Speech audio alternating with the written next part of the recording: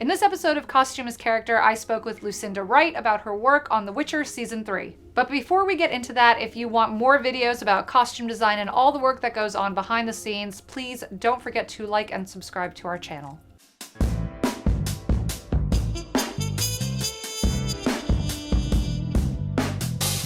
One of the main feedback points that The Witcher got, both in Season 1 and in Season 2, was the way in which the timeline and the layout of the world were a little bit confusing for people who hadn't played the games or read the books. Now, I am one of those people.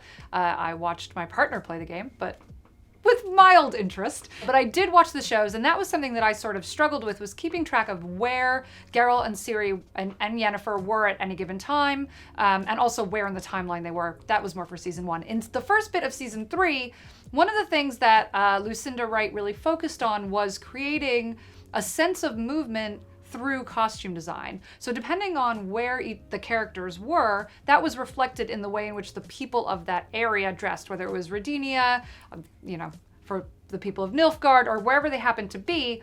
Not only were the design choices inspired by the physicalities of those locations, whether they were rocky or cold or hot or mountainous or in a valley, but also in a sort of more aesthetic mind in terms of playing with color. I believe that each world should have its own silhouette and its own colorway. Like the elves will always be greens and linens, and the kind of townsfolk are usually brown. Well, not always brown, but kind of like leathers, and it's all to do with the textures of what you're using. And as they travel, you kind of go into these different worlds, and it's mainly each episode in my portfolio will have a certain color wave to it. And so you'll know, for me, I know which episode we're in and which world we're in. And so it's kind of all worked out, and hopefully it's seamless. But when you watch it, you kind of know they're in a different place, whether it's the silhouette of the shape of the peasants, or like when you go to Redenia, I think Redenia is going to be red. I mean, it has to, sometimes it's just as simple as that. You do everything that's red. I sometimes think it should, I always try and design like I'm watching it myself and what the viewer would think. And you try and keep it simple and not over costume it. It's a strange thing to say that, but it's just got to be, you almost don't have to notice it. Apart from the bits like when there's a special dress or there's a ball, it should just be there and you're not really aware. What this does is it solves that little problem of the confusion around where you are. If you see characters who are all in red, you're in Redenia. If you see lots of characters in green with pointy ears, then they're elves. If you're seeing sort of people who look a bit grubby and they're all in brown, then you're with, regular human folk. And so that's a really clear signpost to a viewer that says, here I am, here are the people that I'm with. And that then brings along all of the other themes that have been established in the show's narrative so far. Use of color was really important, not only in defining the areas of the world that The Witcher inhabits, but also in defining who the characters are. And that's no more clear than in our sort of three band of merry travelers, Yennefer, Ciri, and Geralt. In particular, Ciri has a really interesting color palette because she's a character who sits at an intersection of lots of different groups of people, of species, and of allegiances. So Lucinda was able to play with color and highlight all of those different things in the way that she costumed Ciri. The thing with Ciri that I did in Season 2 is when she travelled with Geralt, as he is the White Wolf, he gave her a wolf pelt. So to keep that fur, and because she's a parallel of Geralt, I did the softer little jacket with the fur round the hood, so that when she puts it up, she's still got the pelt round her. So that's an element of her always to have the wolf link with Geralt. And then her jacket was made in softer suedes. We'd gone from linen to the suede for the winter look as well. And she's just beginning to get stronger in her own during the season.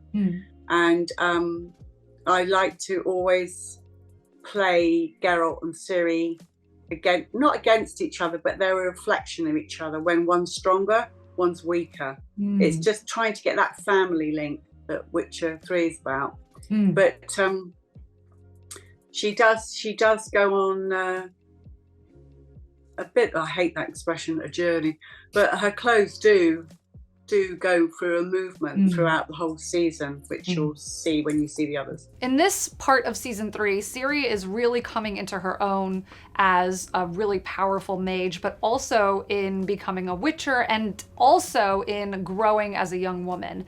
And there's a really key scene that plays on all of those things intersecting when she goes to a sort of a kind of like New Year's Eve style celebration in one of the areas where Geralt, Yennefer, and Ciri are staying. And she wears this very interesting dress, and it's one of the first times in this section of the show that you really see her get to be dolled up again. And there's an interesting dynamic between her and Geralt where Ciri is struggling to blossom into a young woman, knowing everything she knows about her fate and her power. It was interesting because they said, we want her in a dress, obviously. And the first thing I said to Freya was, well, I want you to be able to run and fight in it. So the fabric, it was almost like a cobweb. It was a double layer. So she still had her trousers and her boots underneath. So when she had to fight, she could fight.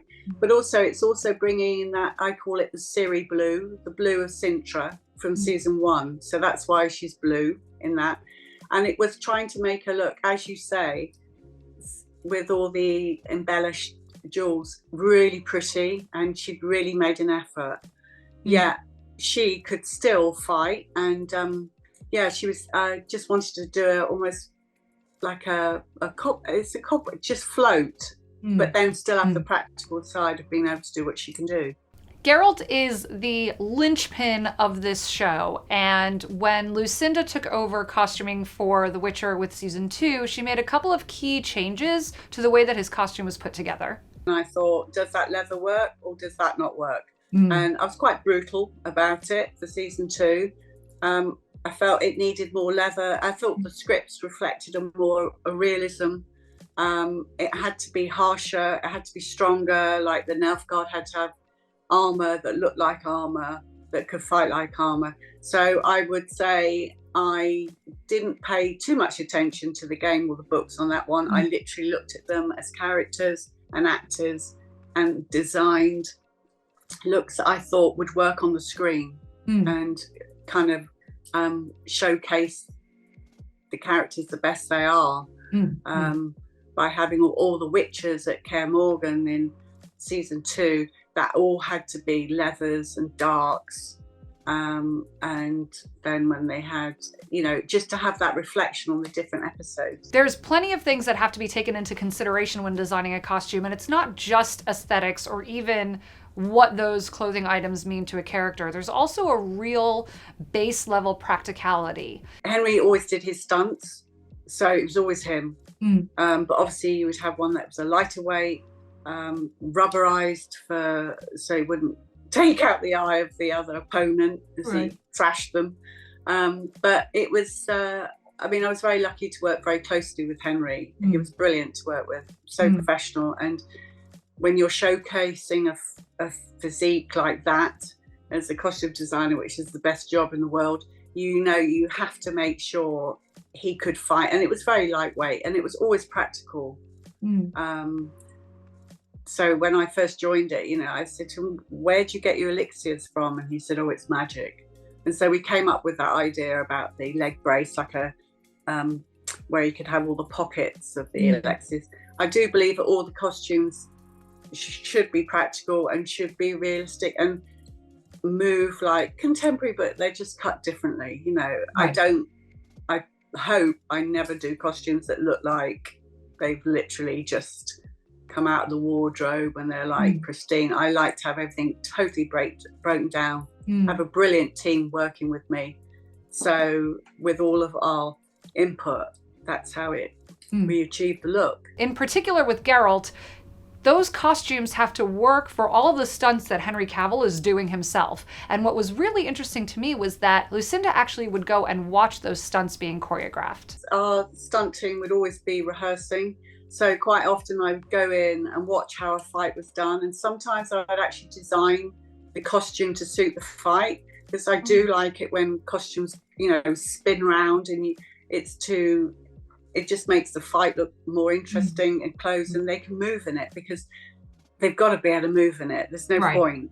So I would always work really closely with the stunts, because you're a team. You just have to make it look good. One of the things that helps Geralt stand out against the swathes of other fantasy heroes is his armor isn't crafted in the way that we think about typical fantasy armor. It's not chainmail, it's not got metal helmets and the sort of bulky, clanky things that we're used to. Instead, the armor is really crafted in a way that suits who the character is. It's leather, it's tough, it's kind of immovable, much like Geralt himself. He really is a sort of immovable force within the show. And so it's really compelling when you look at how those little details emerge over the course of the few seasons, particularly when you look at season 1 compared to 2 and 3 and the work that Lucinda did when she took over. Those elements of his character really start to come through in the materials that were used. Speaking of which, we have the ball, which was very exciting and beautiful. And in that one, Geralt is put in a completely different outfit, something way out of his comfort zone. And it was very interesting to learn how Lucinda worked with Henry to actually come up with that outfit. Henry would always talk about his Geralt. And I said, because I was setting it all black and silver with a bit of gold. And I wanted him to kind of marry along with Yennefer. So I just got some fabrics and we just worked on what would be outlandish for him, but still look good, and just what he was comfortable in. And in fact, I showed Henry the drawing the first time and he went, yeah, I love it. And I was like, what? Can we just wait a minute? And he went, yeah. So we just made it and then just kind of tweaked it, and he just jumped in it. It was great because underneath that tunic, I did a black satin shirt, and Henry looked stunning, and he put it on and he went, oh, I could wear this myself. And nice. I was like, well, why don't you? And then he'd go, oh, yeah, because he's a shy chap, really. Yennefer's costume in particular created a bit of a stir in the Witcher fan base because of the way that it changed in terms of the color. She started off very true to the books, I believe, in black and white, and it's a really strong look, and she looks great in everything, but the black and white was really powerful and spoke very much to who Yennefer was at that time. What changed over the course of the seasons was the introduction of some gold elements, but also purple. There was use of sort of lilac and violet and different shades of purple. A lot of people were in a bit of a tizzy because that wasn't true to the canon. Actually, the incorporation of those colors had a lot to do with the progress of how Yennefer was moving, but also it reflected just physically, it was the color of her eyes, and it was a really, really easy way to play up that element of her physicality so that as an actress she could do more with her eyes because there was a reflection of it and a thread that goes through it with the costume.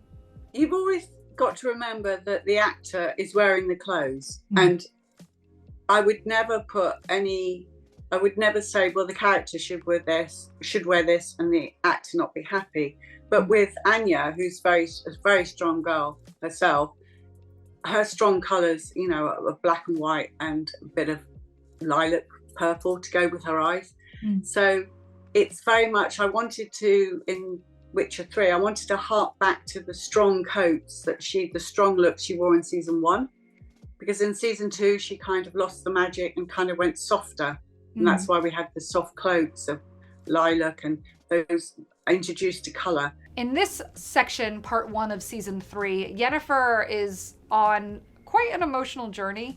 And one of the things that is very key for her is her relationship with Ciri and how that evolves throughout the course of this chunk of the show. What Lucinda did as a costumer was take elements of Yennefer's emotional growth and incorporate them into not only the colors, but also the silhouette and the shape of the outfits that she was putting her in. In Witcher 3, she's back on. She's like, I remember saying to Anne, you're like a tiger mum. She is out there to kill. And that's why I made her trousers more of a sharper line. They're very, very, very small elements that we've done just to give her that strong silhouette. Right. And then in episode 8, which I can't really talk about, she wears a coat that is a coat of all coats, I call it. But a lot comes from Anya, and you know, she knows the character and she's got the most amazing figure. So you just showcase it and have it. The clothes should just illustrate that with her, really. If you pay close attention to the outfits and the jewelry and the colors that the characters in the ball are wearing, you'll be able to pick up on some Easter eggs that Lucinda threw in all of her own accord, not script notes, but something that she just sort of put in for the fans. Unfortunately, I don't know what those are, so you'll have to watch the show and you'll have to put it in the comments when you find out what those Easter eggs are. The Witcher Season 3 has promised us more of the Wild Hunt. We got a glimpse of them in Season 2, and in Season 3, they're starting to make their presence felt, shall we say. For Lucinda, that was, as she told me, her favorite thing to costume. We filmed for them coming along the beach, and we filmed it for ages, and it was working with the horse people to make sure the actors could move in it and could see through the masks. So that was all kind of ironed out in Season 2, and then they brought it in again. I think the Wild Hunt could be my favourite, actually. I'd forgotten about them, believe it or not. Really? But I think those costumes could be my favourite. They're so intricate, they're so different, and so much work went into them. And I think on Season 2, when we filmed on the beach and they were all riding towards us, I think that could be one of my favourite moments of my career. Just Wow.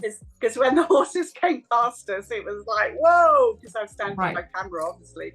But that still counts up there. One of the things about the Wild Hunt that I was hoping for more of was to be able to see them a little more clearly. In Season 2, there's a lot of red. It's that kind of like deserty sepia. It's very, very impressive, but you don't get the detail in the costume. And in this section of Season 3, you also are lacking in really being able to see clearly the way that they're outfitted. And that was a bit disappointing because I really wanted to see the work that Lucinda had done in creating these horseback harbingers of the apocalypse. I love fantasy. I'm a massive Lord of the Rings fan, so in my head I have the Nazgul, and that is a very specific look. And so it would be very nice to be able to really see in detail how she was able to make these characters specifically stand out in the same way that she was able to do with Geralt. So I'm hopeful that in the next part of Season 3, we'll have a much clearer look at the Wild Hunt, and we'll really be able to see why they were Lucinda's favorite. We're witches. Is that so? I hope you enjoyed this episode of Costume as Character. If you have any thoughts, comments, Easter eggs you've spotted, please let us know in the comments. And if you liked this video and want more costume design videos, please like this. It really helps us out. Thank you so much for watching.